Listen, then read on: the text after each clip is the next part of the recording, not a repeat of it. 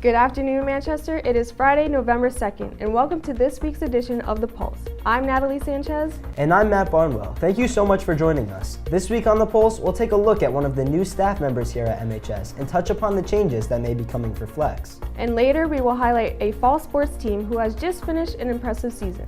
Finally, we'll take a look at an MHS football player that has beat all odds to play this season. All this and much more coming up on this week's edition of The Pulse.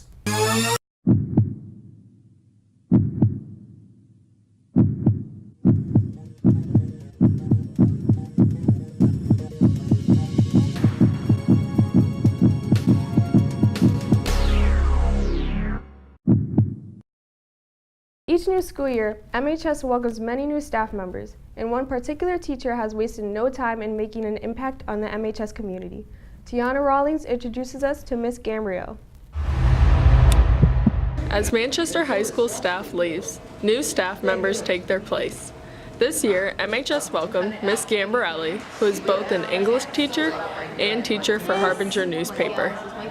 Coming from a small middle school, MHS has been a big shift for her. I love the MHS atmosphere. I'm very energetic and I like a lot of different things happening. So I love this school because there's always something else going on. Despite the big switch, Ms. Gambarelli has been adjusting well to MHS. Using her background in broadcast journalism, she has taken up the tough task of co-teaching the Harbinger class with Mr. Doyle.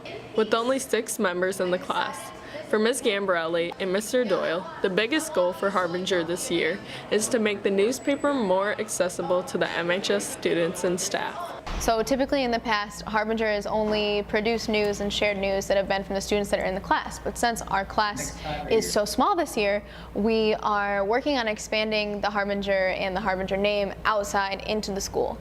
For students like Gianna Birdie, the Harbinger has been an outlet for her to write about what she connects to. I've been writing about makeup and like the music I listen to, so stuff that's like interesting and it's not boring. With Miss Gambarelli's unique input and Mr. Doyle's 6 years experience of teaching journalism, the Harbinger is sure to have a large impact on the MHS community.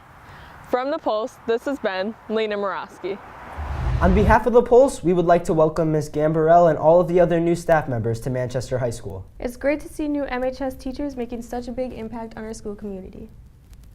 It has been 1 year since MHS created the new schedule that includes Flex, yet changes may already be approaching. Michael Christie takes a look at what privilege may be given to seniors in the coming months. It was only 2 years ago that MHS was known for its unique privilege of Power Hour. Since then, Power Hour has been replaced with Flex, and seniors are no longer allowed to leave. Yet, changes are already approaching.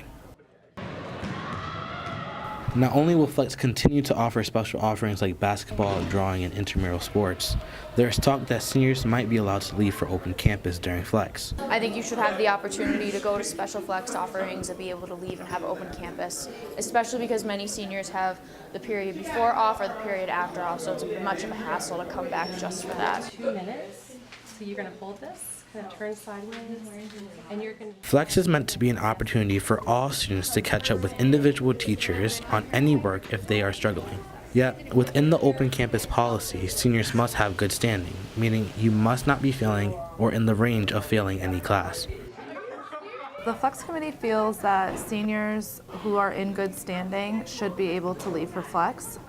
We know that a lot of seniors have second or third period off, and it might actually not make sense for them to be able to have open campus and go home period 2 and then have to come back for Flex when, you know, they might be caught up in their classes or their colleges have already been applied to. So we think that kids who, you know, deserve to be able to leave should.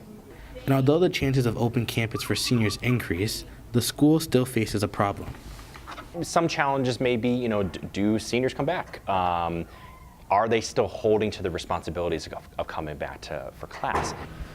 Now, nothing has been finalized and will likely not be finalized until next quarter, or possibly even next semester. But until then, the Flex Committee and administration is open to hearing your thoughts until they come to a conclusion. From Manchester, this has been Michael Christie reporting. To stay updated on changes with Flex, be sure to tune in to Live for 5 every Monday. I'm excited to see what's in store for seniors this year. Yeah, me too. As a senior, I really hope administration gives us the opportunity to leave campus. Me too. Deadlines for college applications have already begun to take effect. This can be a stressful time for many high school seniors. Gavin Alibrio hopes to relieve some of this stress by giving you tips on how to get into the college fit for you. With deadlines quickly approaching, seniors are rushing to apply to college. A big part of applying to college is making sure you do it right. If you use all the information when you apply, it gives colleges the best impression of the person you are and will surely increase your chances of getting in. Number 1, make sure you contact your guidance counselor when you are applying. Colleges will ask for your counselor's full name as well as ways to reach them. Number 2, apply with your parents. A large part of applying to college is your parents' information. This may include their phone number, past schools, and number of degrees they have received. Number 3, make sure your college essay is complete. Here at MHS, seniors are given the opportunity to write their college essay in school and get one-on-one help with their English teachers during class. Number 4, make sure your letters of recommendation are complete. Having letters of rec from teachers or adults that you have worked with academically will be very helpful to your application. Number 5, finally, make sure you are calm and go through the steps of the application process thoroughly. This includes double-checking all the steps. Following these 5 steps will help you have a calm, clean, and successful application process and will relieve stress off your everyday life. If you have any further questions regarding college application process, be sure to ask your guidance counselor for help. While students never fail to fill the bleachers at football and soccer games, there is one successful MHS fall sports team that often gets overlooked. Jenny Rivard takes us to the pool to see just how much our girls swim team has accomplished this year. This sound signals the start of all the fast-paced races that take place at the MHS pool. Girls swim has always had an abundance of swimmers competing in the 100-meter butterfly, 400-meter freestyle relay, and the 100-meter breaststroke, but has fallen short of the divers in the recent years. This season, the team welcomed 3 freshman divers to represent MHS at each meet. They include Chase Mercer, Nicole Donovan, and Marin Malesko. Surprising enough, all of these divers got their start in gymnastics. The technique used in diving is similar to that seen in the gym. I just started diving this year. I tried it a little bit in the summer, but I have a really strong background of gymnastics, so that really helped me in my diving. For years, the girls perfected their flips in the gym and now work with their coach to transform them into dives. Coach Mel has been the girls' swim coach for over 30 years. He's connected diving to gymnastics for the 3 girls and helps the rest of the team earn their best times. His coaching skills have brought all of the girls to love the sport and build on their team chemistry with one another. I would describe it as a family because everybody has your back and stuff. Congrats to the girls' swim team on such a great season, and good luck to all the girls who made states. From Manchester and the pool, this has been Jennifer Rivard reporting. Good luck to Erica DePietro and the girls swim team as they move on to the state competition. And congratulations to the rest of the team on a great year. 2 weeks ago, MHS had its first Spirit Week, but unfortunately it seemed as though not many people were participating. Joe Famorsa took to the cafeteria to find out the reason behind this lack of spirit. 2 weeks ago, MHS had its annual Spirit Week leading into the homecoming parade. Did you participate? I've noticed after 4 years of attending this school, people don't really seem to. So to learn more, we went out into lunch waves to find out why the students of MHS are not participating. We asked the question, why aren't you participating in Spirit Week? I don't know. I guess I just don't have a sports jersey. I just forgot about it, It's honestly better things to do than track through your closet and finding something. Well, I don't know, man. Wasn't feeling it. I don't like waking up, dressing up like I have to. I like to go how I want to go. I don't know. I don't know about it. Because I don't like the choices they put. It's not that interesting to me. Although many students didn't participate in Spirit Week, the turnout of the parade and the football game were great. With events like Turkey Bowl and Miss MHS, we encourage all students to come out and show your school spirit. From the Pulse, this has been Joe Formosa reporting. Spirit Week will be mid-January, so make sure you join in on the school-wide tradition. Yeah, school pride is something that's really important here at MHS, so I'll definitely make sure to participate. Me too. Behind all the receptions and touchdowns, first-year receiver AJ Alibrio has defied the odds to return to football after a devastating injury. Anthony Cavallo brings us the story. Sports play a large role in the childhood of many individuals. However, in some sports, one split second can make all the difference, especially for this Manchester senior, AJ Alibrio.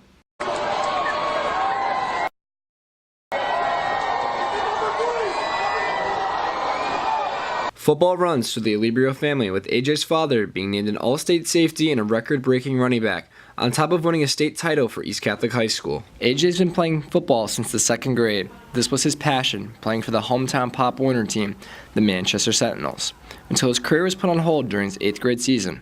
So it was a 4th and long play, and we had decided to go for it with a quarterback keeper, and I was playing quarterback at the time, so the play was designed for me.